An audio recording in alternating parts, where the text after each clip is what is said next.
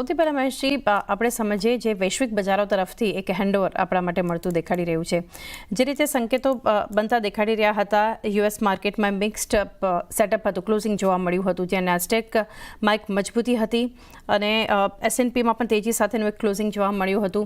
અને સાથે જ અગર ગ્લોબલ ફ્રન્ટ પર જોવા જઈએ તો કેનેડા તરફથી પણ મોટી અપડેટ છે, જેમના વડાપ્રધાન જે છે જસ્ટિન ટ્રુડોનું જે રેઝિગ્નેશન આવ્યું છે. જો કે માર્કેટને સીધી કોઈ આની અસર નથી, પરંતુ ઓવરઓલ સેટઅપ જે છે ગ્લોબલ ફ્રન્ટ તરફથી વૈશ્વિક બજારોનું તમે કઈ રીતે જોઈ રહ્યા છો, એના પર વ્યૂ લઈએ. એટલે ઓવરઓલ આપણે જોઈએ તો ડાઉ જોન્સમાં એક વોલેટિલિટી છે, નાસ્ડેક પોઝિટિવ છે, કેનેડામાં પણ પોઝિટિવિટી છે, બાકી બીજા બજારમાં એક પોઝિટિવિટી બની રહી છે.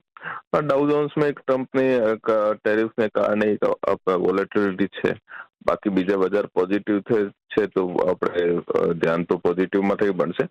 પણ મોટા મોટી યુએસ માર્કેટમાં એક वॉलेटिलिटी बनी रहશે. ट्रम्प ज्वाइन करने बाद में एक आध महीना जोશે त्या રીતે લાગે છે કે અમેરિકાના બજારમાં વોલેટિલિટી કન્ટિન્યુ રહી શકે છે. ઓકે, તો એક વ્યૂ જે છે બનતો આપણને જોઈ રહ્યા છો ઓવરઓલ એક ગ્લોબલ માર્કેટ માટે. FIS અને DISના ફિગર્સ પર એક વ્યૂ લઈએ મહેશજી. તો ગઈકાલે જે FISની તો વેચવાલી છે 2575 કરોડ જે છે કેશમાં એમણે વેચ્યા છે, પરંતુ પોઝિટિવ એ છે કે એનાથી ડબલ નંબર્સ જે છે એ ખરીદારી રૂપે આપણને DIS આપી રહ્યા છે. 5750 કરોડ ખરીદારી કેશ સેગમેન્ટમાં કરી છે DISએ. એની સાથે જુઓ તો ઇન્ડેક્સમાં પણ વેચવાલી નથી, એટલે પોઝિટિવ ગણી શકાય. નાનું એવું પરંતુ બાઇંગ ફિગર છે 241 કરોડનું. સ્ટોક ફ્યુચર્સમાં પણ 2142 કરોડનું સેલિંગ બતાવી રહ્યા છે. કઈ રીતે આ નંબર્સ જોઈ રહ્યા છો FIS અને DISના? એફઆઈની સેલિંગના ફિગર છે કેશ માર્કેટમાં, ડીઆઈને બાઇંગના ફિગર છે. પણ માર્કેટનો રિએક્શન તો મોટું ઘટાડાનો આવ્યો. તો કદાચ કઈ ને કઈ રિટેલમાં એક પેનિકની સિચ્યુએશન બની ગઈ છે. મોટા HNI છે ત્યાં પેનિકની સેલિંગ કરી રહ્યા છે. તો એક ત્યાં રીતે એક જો લેવલ બની ગયા છે, એક નેગેટિવિટીનો ઝોન બની ગયા છે માર્કેટમાં. અત્યારે માર્કેટમાં એક અનસર્ટનિટી ખૂબ લાગી રહી છે. તો એક ત્યાં કારણે માર્કેટમાં વોલ્યુમ બી કમ થઈ ગયો છે और વીકનેસ જો છે થઈ ગઈ છે. તો અહીંયા લેવલ અત્યારે અગર કોઈ લેવલ સસ્ટેન ના કરે તો પછી એક મોટી ઘટાડે તરફી જો કન્ટિન્યુટી થઈ શકે છે. તો મારા હિસાબથી અત્યારે એક વેટ એન્ડ વોચ और अगर फ्रेश एंट्री करવું वेट एंड वॉच કરવું છે. और બાકી અગર તમારે લેવલ સાથે કામ કરી શકે છે તો લેવલ છે રોજ કરતા એક મોટા લેવલ બની જશે. ઓકે, તો નિફ્ટી માટે સૌથી પહેલાં તો એક સ્ટ્રેટેજી આપણી પાસેથી સમજીએ, કારણ કે જે એક બ્લેક મંડે ગઈકાલે માર્કેટમાં આપણને જોવા મળ્યું. ઘણા બધા સેટઅપ હતા અને એની સાથે સાથે MHP વાયરસની જે એન્ટ્રી ભારતમાં થઈ, આ સમાચારથી પણ સતત માર્કેટ આપણને ઘટતું દેખાયું. 23616 સ્પોર્ટમાં જે ક્લોઝિંગ નિફ્ટીમાં આપણને જોવા મળ્યું છે. કોલ રાઇટર્સ અને પુટ રાઇટર્સની સ્ટ્રાઇક જોઈએ તો 23600, 23700 અને 800 ઉપર કોલ રાઇટર્સ હતા. નીચેની તરફ એક્ટિવ પુટ રાઇટર્સ હતા 23500, 23400 અને 23200ની સ્ટ્રાઇક માટે. તો મહેશજી, કઈ રીતે હવે નિફ્ટી માટેની સ્ટ્રેટેજી અહીંયાથી ધ્યાનમાં રાખવી જોઈએ?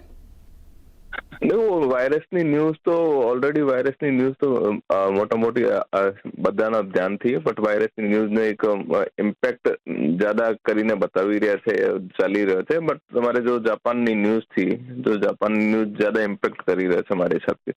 તો ઓવરઓલ આપણે જોઈએ તો સેટઅપ માટે જોઈએ તો હવે 23,460નો એક લેવલ નીચેનો બની રહ્યો છે. અગર 23,460નો લેવલ અગર બ્રેક કરે તો તમારે પછી 22,800 તકના લેવલથી ઓપન થઈ શકે છે. और 23,460 વીકલી ક્લોઝિંગ માટે ઉપર સસ્ટેન કરી રહ્યો છે. તો પછી પાછો એક રિકવરી મોડમાં આપણે થોડી રિકવરી જો છે અપર સાઈડમાં જોઈ શકે છે. તો અપર સાઈડના લેવલ જો બની રહ્યા છે આપણે હિસાબથી એક 23,950, 24,050ના લેવલ, 24,050 સસ્ટેન કરે તો 24,200ના લેવલ બની રહ્યા છે. તો ઓવરઓલ 23,500 થી 24,500ની રેન્જ છે. અત્યારે એક 23,460નો એક ઝોન બની રહ્યો છે. 23,460નો ઝોન અગર બ્રેક કરે તો પછી એક 500-700 પોઈન્ટનો ઇમિડિયેટ જો છે ડાઉન સાઈડ આપણે પછી જઈ શકશે. તો ઓવરઓલ ટ્રેન્ડ માટે એક વોલેટિલિટી મોટી લાગી રહી છે. આજના હિસાબથી પોઝિટિવ ઓપનિંગ લાગી રહી છે કે પોઝિટિવ ઓપનિંગ છે, થોડી બહુ ઓર અપર સાઈડની રેન્જ આપણે જોઈ શકે છે. બટ મીનવાઇલ કોશિયસ રહેવાનો, નીચેના લેવલ ધ્યાન રાખીને ટ્રેડ કરવાનું. ઓકે, 23,500, 24,500 એક રેન્જ મહત્વની રહેશે. અને આજ માટે ગિફ્ટ નિફ્ટીના સંકેતો મુજબથી એક મજબૂત શરૂઆતના સંકેતો જોઈ રહ્યા છીએ. નિફ્ટી બેંક પર હવે સ્ટ્રેટેજીમાં 49,922 લગભગ કહી શકાય કે 1100 પોઈન્ટ્સનો ઘટાડા સાથેનું ક્લોઝિંગ આપણને નિફ્ટી બેંકમાં જોવા મળ્યું છે અને સૌથી વધારે ઘટાડાની અસર આપણે જોઈ રહ્યા હતા compare to Nifty. Call writers છે 51,000ની સ્ટ્રાઇક પર, 51,200 અને 51,500 ઉપર. તો નીચેની તરફ એક્ટિવ પુટ રાઇટર્સ 49,600, 49,500, 49,200 ઉપર. તો હવે કઈ રીતે તમે અહીંયાથી વ્યૂ આપશો? નિફ્ટી બેંકમાં શું કરવું જોઈએ? નિફ્ટી બેંકમાં કાલને એક પ્રેશર જોયો તો તમે HDFC નો પ્રેશર જો, SBI માં પ્રેશર તો એક મોટો પ્રેશર હતો. બટ લેવલ જો છે નિફ્ટી બેંકના 50,000 ને કરીબ લેવલ જો બને છે તે એક લેવલ અટ્રેક્ટિવ છે. કોઈ બી અગર પાછી એક બાઇંગ આવે તો પછી અહીંયા લેવલથી તમે 700-800 પોઈન્ટની ઇમિડિયેટ અપસાઇડ જોઈ શકે છે. મિનિમમ 49,600 ને કરીબ સ્ટોપ લોસ રાખીને અગર બાય ટ્રેડ કરે તો પાછો એક 50,450 થી 50,800 તકના લેવલ જો છે ઇમિડિયેટ એક પાછા પડી શકે છે. તો 49,600 બ્રેક કરે તો પછી તમારે 49,100 તકના લેવલ જો છે ફર્સ્ટ ઇન્સ્ટેન્ટમાં બની છે. 49,100 ના લેવલ છે તો 48,500 તકના લેવલ જો છે બેંક નિફ્ટીમાં ઓપન થઈ શકે છે.